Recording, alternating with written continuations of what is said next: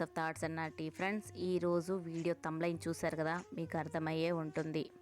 అవును ఫ్రెండ్స్, పెళ్ళి తర్వాత ఆడపిల్లకి పెళ్ళాం, భార్య, సతి, పత్ని, కళాత్రి అని ఇలా 5 పేర్లు అనేవి ఆమెకి వస్తాయన్నమాట. ఏదో ఒక పేరుతో పిలుస్తూ ఉంటారు. మరి ఈ 5 పేర్లకు కూడా ఒక్కొక్క అర్థం ఉంది. ఈ వీడియో గనక పెళ్ళి కాని వాళ్ళు విన్నా చూసినా మీరు పెళ్లి తర్వాత ఎలా ఉండాలి, మీ ధర్మాన్ని ఏంటి అనేది మీరు తెలుసుకోవచ్చు. ఒకవేళ ఇప్పటికే మీరు పెళ్ళైన వారైతే ఈ వీడియో చూస్తున్నట్లయితే మీరు భార్యగా ఉంటున్నారా, పెళ్ళాంగా, సతిగా, పత్నిగా, కళాత్రిగా అని మీరే తెలుసుకోండి. అదేంటి మేము భార్య కాదా, సతి కాదా అని మీరు అడగొచ్చు. ఒక్కొక్క పేరుకి ఒక్కొక్క అర్థం ఉంది.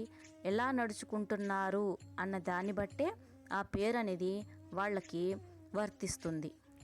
మరి మొదటి పేరు పెళ్ళాము.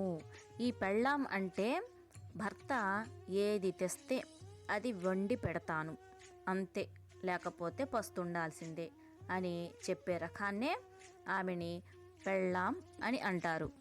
ఇంకా చెప్పాలంటే కొంచెం నోరు వేసుకొని గయ్యాళితనంగా అరిచే ఆమెనే పెళ్ళాం అంటారు. ఇక రెండవ పేరు భార్య.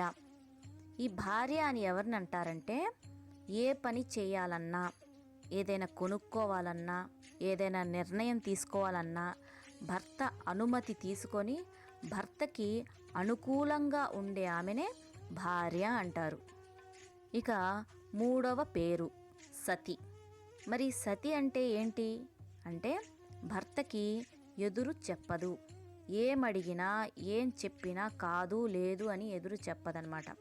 అలాగే తన కష్ట సుఖాల్లో తోడుగా ఉండి భర్త ఏమడిగినా అది చేసి పెడుతుందన్నమాట సతి అంటే. ఒకవేళ ఒక భర్త తను వేసే దగ్గరికి వెళ్ళాలి అని అడిగినా తానే స్వయంగా వేసే దగ్గరికి తీసుకెళ్ళే ఆమెనే సతి అంటారు. మన పూర్వకాలంలో సతీ సక్కుబాయి, సతీ సావిత్రి అంటారు కదా, ఆ విధంగా అన్నమాట. అలాంటి ఆమెనే సతి అని అంటారు. ఇక నాలుగవ పేరు పత్ని. ఈ పత్ని అనే ఆమె భర్తకి ఎన్నడూ కూడా అపకీర్తి అనేది రాకుండా చూసుకుంటూ ఉంటుందన్నమాట. ఆమె నడవడిక కానీ, మాట తీరులో కానీ, ఎవరితైనా ఎలాగైనా మాట్లాడే విధంలో కానీ ఆమె తన భర్త యొక్క కీర్తి ప్రతిష్టల్ని పెంచే విధంగానే ఉంటుందన్నమాట. అలాగే భర్తకి ఇంట బయట అంటే బంధువుల ఇంటికి వెళ్ళినా వీళ్ళ ఇంట్లో ఉన్నా సరే ముందు భర్తకి సకల మర్యాదలు చేస్తుంది. అది బయట వారిల్లా ఎలా అన్నది ఆలోచించదు. ఆ సమయానికి తన భర్తని కాళ్ళు కడిగి అతను కూర్చున్నాడా లేదా, ఆయన తిన్నారా లేదా అని సకల మర్యాదలు ముందు భర్తకే చూసుకుంటుంది. అలాంటి ఆమెనే పత్ని అని అంటారు. ఇక ఐదవ పేరు కళాత్రి. ఇది చాలా తక్కువ మంది వినుంటాం ఈ పేరు. ఈమె భర్తే దైవంగా బతుకుతూ ఉంటుందన్నమాట. తన పాతివ్రత్య బలము చేత పతిని దైవంగా చూసుకుండటం వల్ల దేవుళ్ళు సైతం ఈమెని మెచ్చుకునే విధంగా ఉంటుందన్నమాట. ఈ కాలంలో చాలామంది భర్తల్ని పేరు పెట్టి పిలుస్తూ ఉంటారు. అలా భర్తని పేరు పెట్టి పిలవకూడదు.